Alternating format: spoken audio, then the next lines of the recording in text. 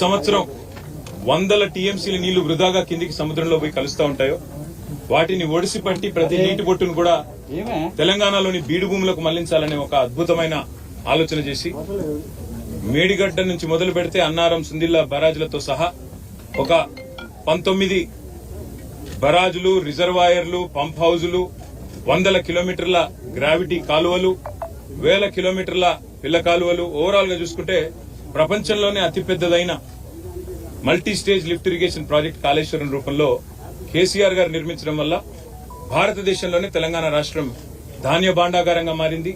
భారతదేశానికే మరి పంజాబ్ ను, హర్యానాను తలదన్ని మరి నీటి సమృద్ధిని సాధించడం వల్ల వ్యవసాయ విస్తరణ కూడా అపారంగా జరిగింది.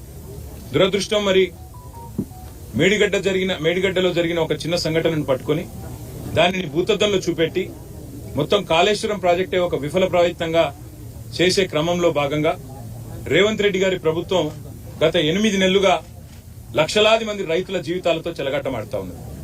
సరిగ్గా ఇదే రోజు పోయిన సంవత్సరం ఎక్కడైతే ఈ రోజు మేము నిల్చొని ఉన్నామో లోవర్ మానేర్ డ్యామ్ లో 12 పైచిల్కు టీఎంసీలు ఆనాడు, అంటే సగానికి పైగా కెపాసిటీ ఆనాడు లోవర్ మానేర్ డ్యామ్ లో ఉండేది.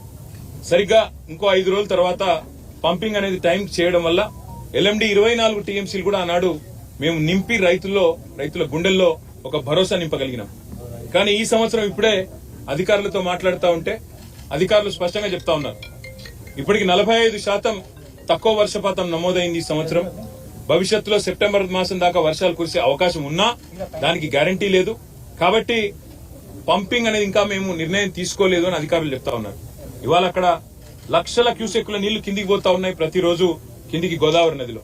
మేము అందుకే మా పార్టీ యొక్క శాసనసభ్యులు, శాసన మండలి సభ్యుల ఒక బృందం ఈ రోజు అసెంబ్లీ సమావేశాలు ఉన్నప్పటికీ అందరం బయలుదేరి ఇక్కడికి వచ్చి ఇక్కడ ఎండిపోతున్న లోవర్ మానేర్ డ్యాము, దానిపైన ఉన్న మిడ్ మానేర్ డ్యాము, ఆ పైన ఉన్న ఎస్ఆర్ఎస్పీ, అదేవిధంగా ఫ్లడ్ ఫ్లో కెనాల్ మీద ఉన్న వేలాది మోటార్లు, ఇవన్నీ కూడా మరి చూడడానికి, అదేవిధంగా ప్రభుత్వాన్ని డిమాండ్ చేయడానికి రంగనాయక సాగర్ గాని, మల్లన్న సాగర్ గాని, కొండపోచమ్మ సాగర్ గాని, అన్నపూర్ణ రిజర్వాయర్ గాని వీటన్నిటినీ నింపినట్టయితే రైతుల్లో ఒక భరోసా నింపినట్టయితది.